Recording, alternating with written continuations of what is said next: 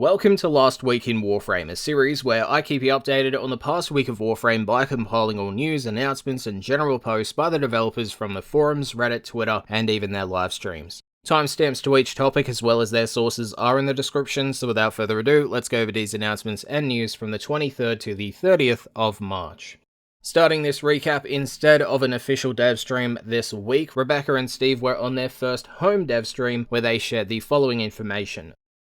The obvious things on the negative side, I think the amount of bugs and the scoring problems that we had, and of course we tried to do our best in DE fashion to say, well, we're going to double your score because of those problems. A lot of that has to do with some of the network complexity of SquadLink. Some of it has to do with sending all of your employees home and having them connect to work and figure out new ways of collaborating to ship updates. And then the other big component is the scaling of it, which is because we don't have enough people yet on the test cluster, we can't test things like having full relays and what happens when you have tons and tons of instances and now you're driving to the wrong one. So I'm not making excuses, but those are the reasons. That is why we're trying to expand the test cluster and make that more having ways of scaling it up and down. So we hope that that will help that situation. Hiring more people or testing it for longer, those are definitely things that we would like to do as well. But primarily, we can't test at the scale we need to currently. And that's a big part of how we hope to kind of improve that situation. I think the issue is you have the bugs that come through, and then you have the scoring imbalances, and you have everyone starts a zero first reaction and the scoring kind of misinformation at the beginning. So the grind perception, the grind reality, the functionality issues all stack on top of each other, and we can't balance the grind without the functioning content. The question on a lot of people's minds is, at what point will we be reviewing the actual rate of receiving the Scarlet credits because of the Arcane scenario? Because basically what happened was we made Arcane's rank 5. We went on stream and kind of explained it and said, don't worry, they're going to be in the event, so you can get the ones you want. But then we said, okay, only the uncommons and commons are going to be there because we need to balance and do scoring. So as it's time of speaking, the legendaries and rares are not in the store. So the question is going to be, will there be a change in the pricing of those or the rate of receiving Scarlet credits so people can kind of get through their collections that they now may need at a rate different from what's currently there? When are we going to adjust the scoring? And of course, the answer is when the scoring actually works properly, which we believe it does now. And we did send out that inbox compensation for those that suffered through those problems. We'll take a look at that next week and kind of go from there. That is one of the problems of having an event that you might want to run a little, and token system to show how the rewards work. You can do napkin math and kind of decide how much you have to play and how impatient you are to get it. But absolutely, we focused primarily on the bugs, and we can look at the tuning next week. Why did SquadLink change so much? And I talked about this a little bit in the past dev stream. We did change it from being one-to-one to many, and we wanted to get as many people creating connections between as many people as possible.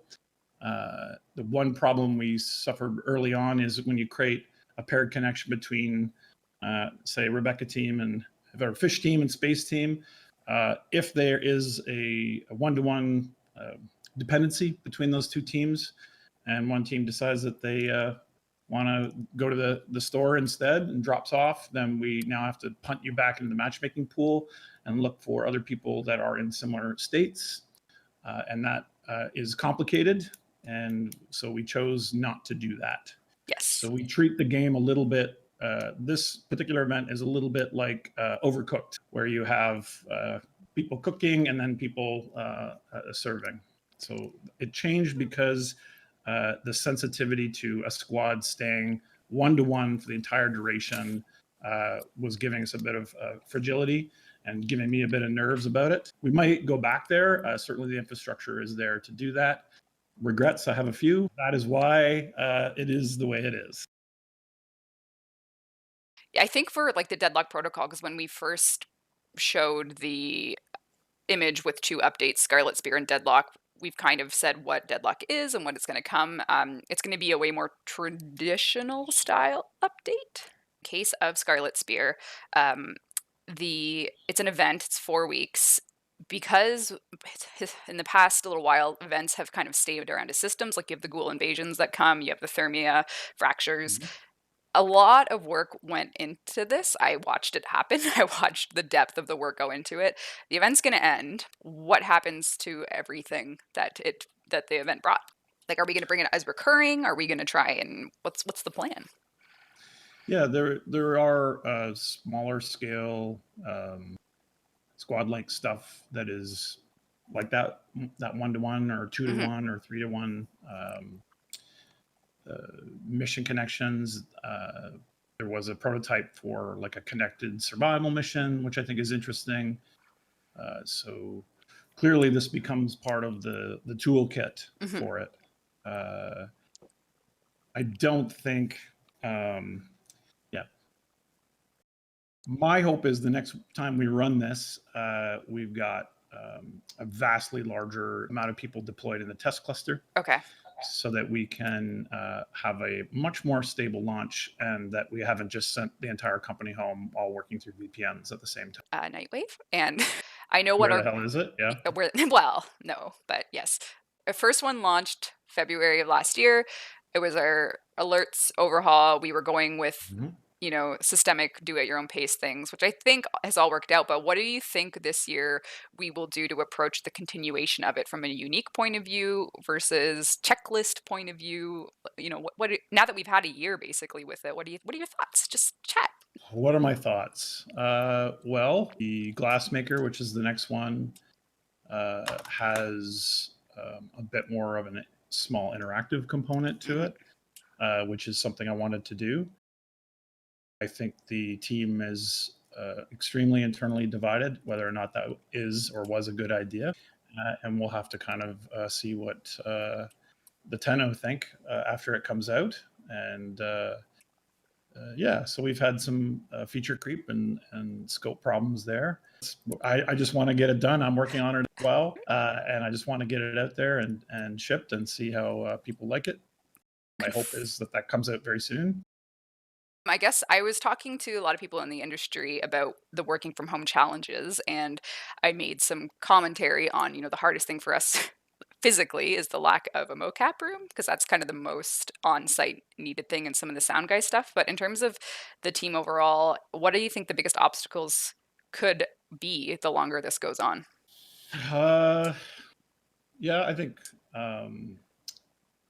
morale. I think in general, just adapting to a different way of working. I think schools are closed and child care centers are closed, and we have a lot of family people that work at DE, and so that's obviously going to affect them and kind of impact the amount of time or distractions or whatever that's affecting their life. So that's probably going to be very difficult. Yeah, I think working from home in doses or is probably cool, but I think it's there's nothing that beats communication and collaboration together. Yeah. But so far, I think they've adapted pretty quickly, and so it's just kind of keeping up with the daily check-ins and trying to get our momentum here in 2020 improved. And console stuff has been also really because the amount of data and pushing all of that through VPNs, or if you want to test a console build, you have to pull, fresh build across your home internet. So that's been a challenge, I think, for our team, the part of the team that works on console. Just slow internet. There's a lot of content, textures, animations, material, sounds. Everyone's kind of hitting the connection to work really, really hard, which is causing everything to slow down a lot there. So it's just kind of workflow. I'm just writing bugs from chat. We are it's not lost on us as well, the shakiness. So the two things that we're doing internally, which unfortunately is timed really badly with breakout, is doing bug bashes and getting our bug database and triage improved. So we hope that we can have a larger presence on our test cluster, but also better overall management and prioritization of the bugs that are affecting the game. We've kind of reached this tipping point of growth in the game where the complexity is kind of overwhelming for us to handle. As you guys probably know, there's too many things that are slipping between the cracks. And so that's been a big thing that Sheldon and the production team have been working on. So we're gonna do a big bug bash on Send them your energy. April something. Yeah, I think and really try to turn that around, as well as for things that need a big scale test, like Scarlet Spear, that we'll be able to let people in. More people not going to work. Well, I can kind of. I mean, you can see the stream, right? So, thanks for bringing Long Boy, Steve. Like, what is that? Why is there a man shaking? That is the first footage of Warframe running on DirectX 12. So it has some problems, Long Boy included. RTX support. No one's working on RTX support right now. Let's see, harder elite mode. I mean, that was the joke was like, well, we have nightmare mode, but nightmare mode at this point is not a nightmare at all. That's right. It's more of a daydream. You know, when we look at when you get a weapon and then when you fully mod it and put some forma in it, maybe get a ribbon, the difference between that and that is so dramatic. And we just haven't done a good job of allowing people to sort of pick their poison. I think some people like that there's a way to just play Warframe in a bit of a flow state where it isn't every enemy is super powerful and you're just kind of mowing them down, and it's extremely asymmetrical. But I think that that there is a version or an option that I think we can put into the game that says, things like Diablo and stuff do this. Like, okay, let's make nightmare mode really a nightmare, and see if we can have some legitimate challenge in there.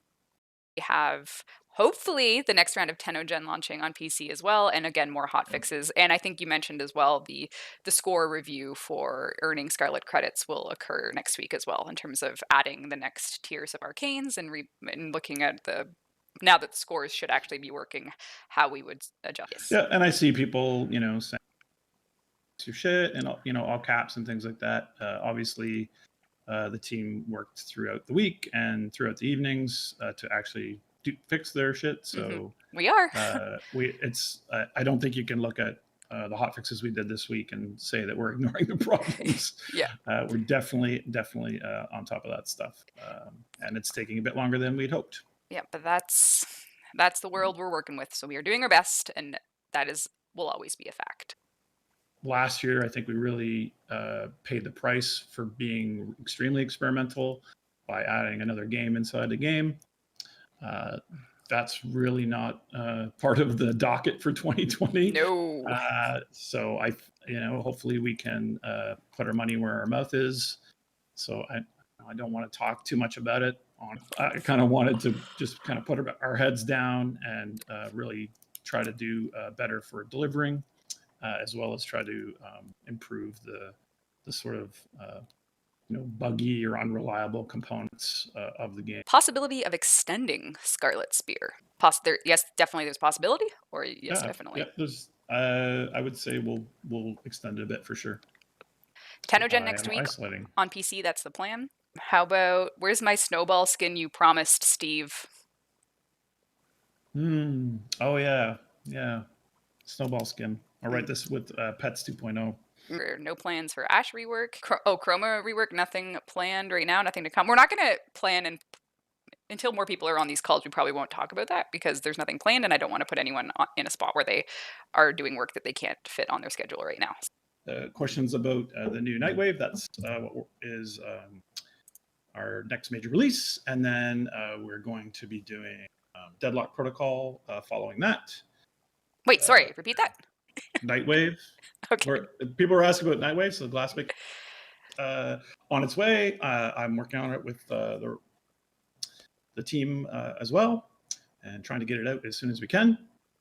And onto Deadlock Protocol with its remastered tile set, with the gameplay changes, with the enemy changes, and new villain, and new Warframe. Next up, update 27.3 went live on PC with Operation Scarlet Spear, changes to impact and gas status effects, Lich interactions with status effects, and the Magus Lockdown nerf, multiple mods being available from Syndicate vendors and the Arbitration store, plus more. I have already covered this update in full via a patch note video, so a card is up on your screen that will take you right to it, and if you need a link, it's down in the description. 5 hotfixes last week followed the release of Scarlet Spear, fixing numerous bugs and issues the operation had.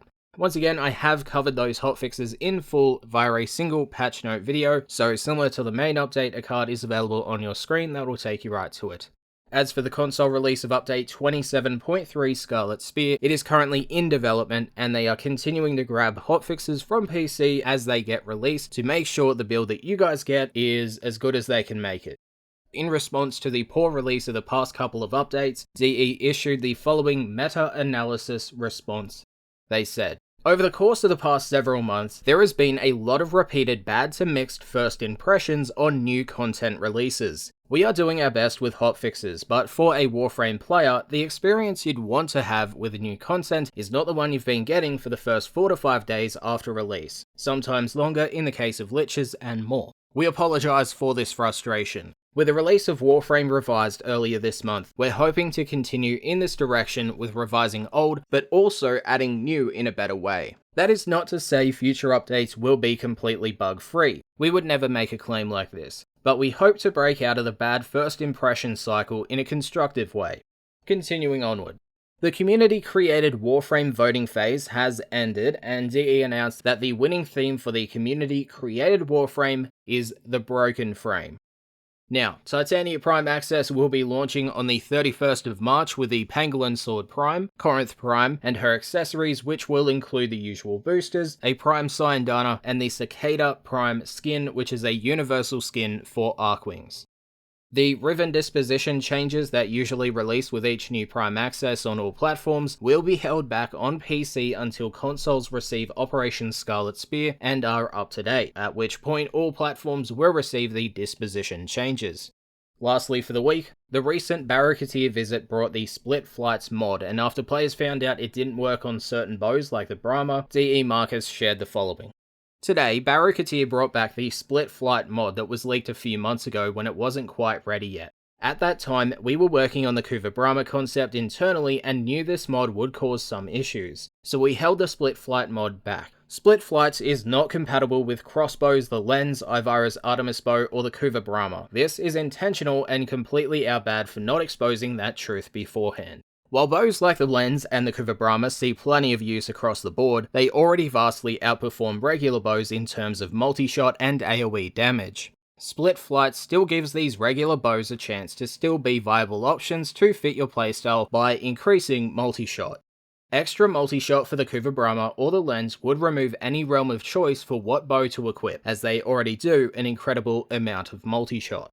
So that concludes this episode of Last Week in Warframe. If you found the video informative, make sure to leave a like. If you think I can improve upon the series in any way, shape or form, outside of sharing my own opinion, the comment section is down below. If you want the channel glyph, there are 5 codes per platform. They're up on your screen. If someone has already redeemed one of the codes, you won't be able to use it as it's already been used. I have codes at the end of each of my videos. If you don't like the way I do it, leave some feedback in the comment section. Might change it up. Anyway, if you missed out on last week's episode, annotation on your screen, it'll take you right to it. Thank you for watching, and I'll see you guys next time. Bye.